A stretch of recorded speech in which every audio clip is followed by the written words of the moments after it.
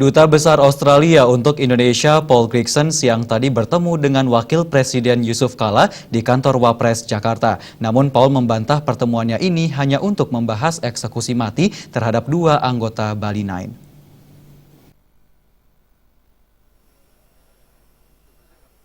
Wakil Presiden Yusuf Kala menerima kunjungan kehormatan dari Duta Besar Australia untuk Indonesia, Paul Grickson, di kantornya.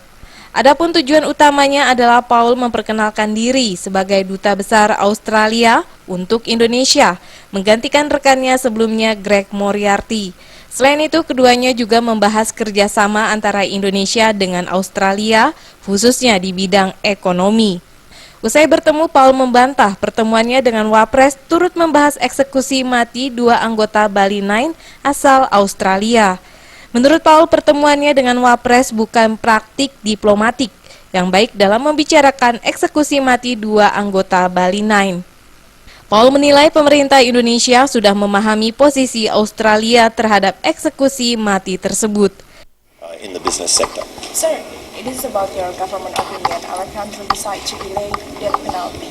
Now this week, your government. So I think there will always be ups and downs between our two countries. I think the Indonesian government understands the Australian position on the death penalty issue. We think both men are reformed men, have changed and are doing good work now in prison for Indonesia. And I think it's important too that we see. Diketahui setelah 2 warganya masuk dalam daftar eksekusi mati, Australia terus menekan Indonesia agar membatalkan eksekusi tersebut. Namun pemerintah Indonesia tetap pada pendirian untuk melangsungkan. Meski sudah final, namun hingga saat ini belum diketahui kapan eksekusi mati tahap 2 akan dilangsungkan.